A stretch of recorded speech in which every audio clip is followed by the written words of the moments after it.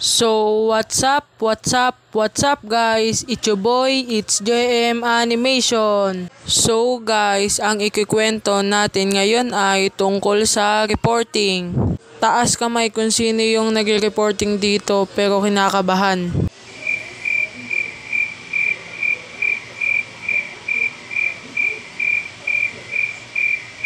Ay, wala.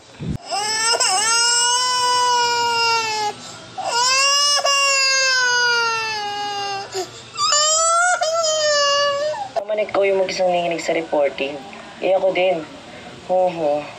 Talaga ba? Okay lang yan kahit kabahan ka. Basta grade, gagawin ang lahat. Sige na nga, back to the topic. Haha. So guys, may papakilala nga po pala ako. So guys, ako nga po pala si Michael Stories.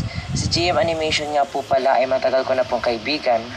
Tama siya guys, magkaibigan na po kami since pandemic pa po. So guys, yung YouTube channel po ni Michael Stories is road to 100 subs na po siya. So guys, kung gusto niyo siya i-subscribe, ay i-subscribe niyo na siya. Ilalagay ko ang link sa description. Sa una, ito yung mga maayos mag-reporting tulad na lang neto. Magandang umaga sa inyong lahat. Ngayon ang tatalakayin po namin ay tungkol sa kung paano nag-work ang ating mga katawan.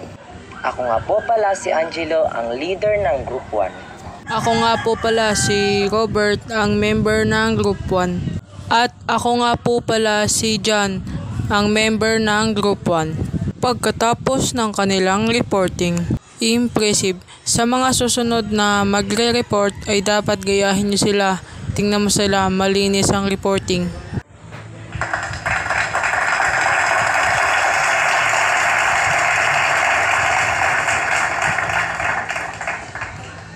Maraming salamat sa pakikinig.